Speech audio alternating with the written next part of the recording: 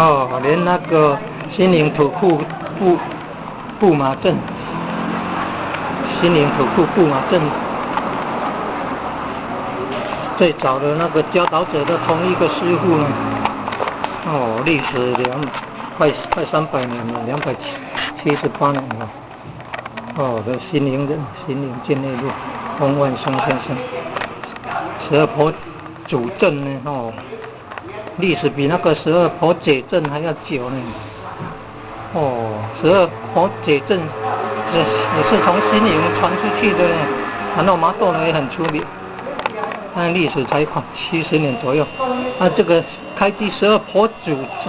镇哦，做呢祖先的祖哦，历史多了200年左右，278年，将近300年了呢，比郑成功来台还晚呢，但是是算清朝时代的。哦，算一算，哦，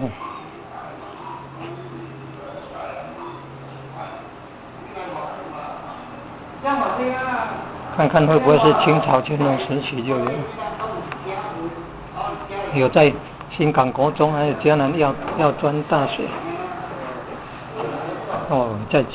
传授呢，下营上帝庙活动啊，有请12婆主镇呢。